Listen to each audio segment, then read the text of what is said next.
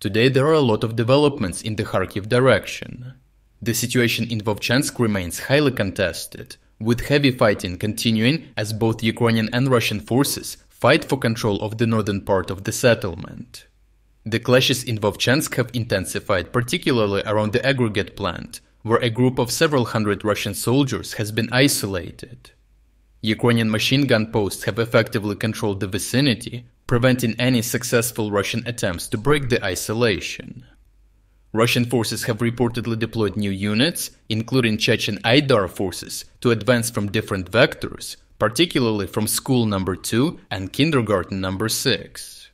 Despite their efforts, these advances have been unsuccessful due to Ukrainian artillery and FPV drone fire. Russian attempts to supply the isolated group via drones have had limited success, while attempts to connect with infantry and armored vehicles have failed. According to a Russian fighter in the area, the fighting is so intense that fighters from both sides are sometimes positioned not even tens of meters, but a few meters of each other or even on different floors of the same building. In these conditions, friendly fire episodes, including aerial bombardment, are frequent. The primary Russian objective is establishing a logistic connection to the aggregates plant. They hope to undermine Ukrainian logistics supplies over the 3 bridges near the aggregate plant from this position. After their multiple failures, recent intelligence suggests that Russian forces are now attempting to displace Ukrainian troops controlling positions further south to establish this connection. To the north, the latest reports indicate Ukrainian forces are conducting fresh infantry attacks northwest of the citadel in the proximities of the park area. This maneuver suggests a potential attempt to cut off and encircle the Russian group trying to connect to the aggregate plant.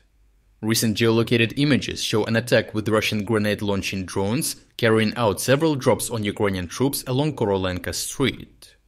The first few seconds of the footage show how the drone advances down the street towards the area of the attack, and in the upper part, some buildings belonging to the citadel are visible. The Ukrainian advance is greatly hampered by the massive destruction of homes and buildings, which leaves very few suitable places to take shelter. The images indicate that the Ukrainian forces have already advanced about 250 meters along Korolenka Street from the citadel corner, leaving them less than 200 meters to reach the intersection area with the roads from the north. The full uncensored footage of the attack can be found on our Telegram through the link in the description. An analysis of the street configuration in this area of the city leads to the conclusion that if the Ukrainians can advance from the park along Korolenka Street to Travnya Street Junction and establish fire control over this zone, they would effectively cut off supplies to the Russian forces to the south, creating a much greater pocket than the one already developed at the aggregate plant. In any case, these fresh advances clearly indicate that Ukrainian forces in the north of the Vovcha River are being adequately supplied. Ukrainian forces continue to employ massive attacks with artillery shelling and GBU-39 guided bombs, while Russian forces have escalated their use of FPV drones in response. Both sides focus on compromising enemy logistics and mechanized vehicle access as critical factors in the battle for Vovchansk. Recent geolocated images continue to show heavy shelling and bombardments. In the first video, Ukrainian Kraken forces successfully attack an ATGM post in the windows of one of the buildings within the aggregate plant zone. A second video shows a devastating guided bomb attack on another of the aggregate plant's main buildings. The footage shows the extreme accuracy of Western guided bombs.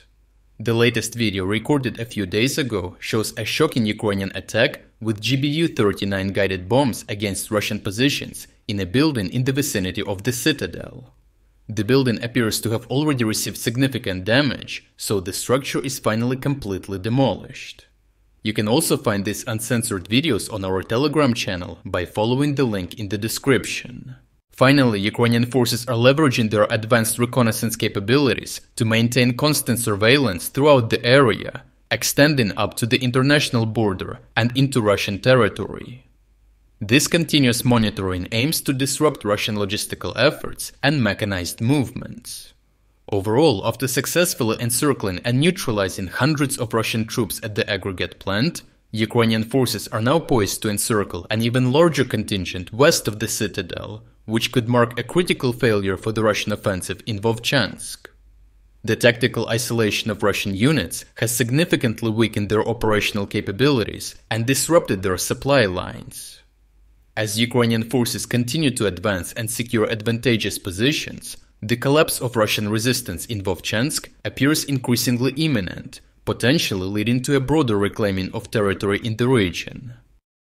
If you're against the invasion of Ukraine and you want to support the work that I am doing, consider making a purchase in the online store UA Supporter.